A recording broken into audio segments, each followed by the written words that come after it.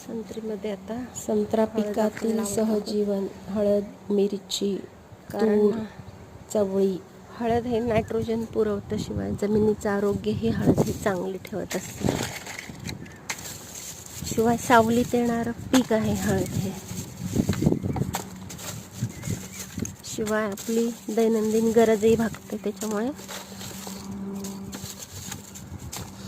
हळद हे आंतरपीक म्हणून आपण संत्रीमध्ये लावतो.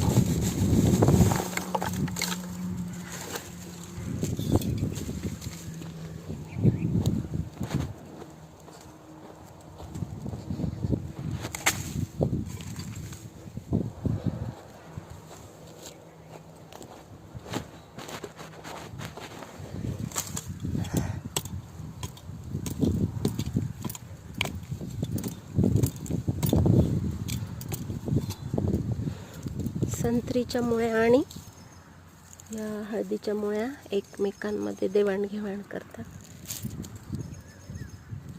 म्हणून यांना सहजीवन, पिकांचं सहजीवन असं म्हणतात.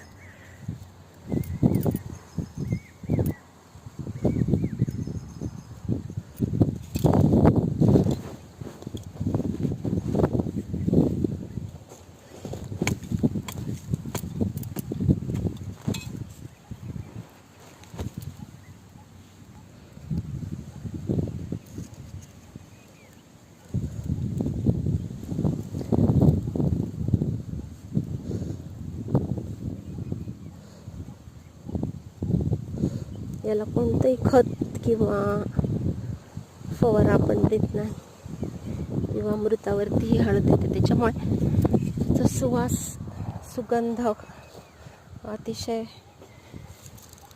सुगंधित असा असतो.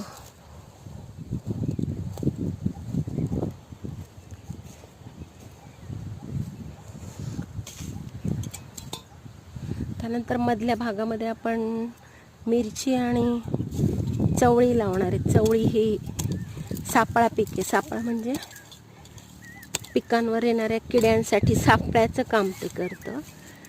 पिकांवर येणारा मावा ते स्वतःवर ओढून घेतं, दुसऱ्या पिकांवर येऊ देत नाही. त्याच्यामुळे आपल्याला तिथे चवळी पण लावायची आहे. आणि मिरची ही जमिनीमध्ये नायट्रोजनचा पुरवठा करते.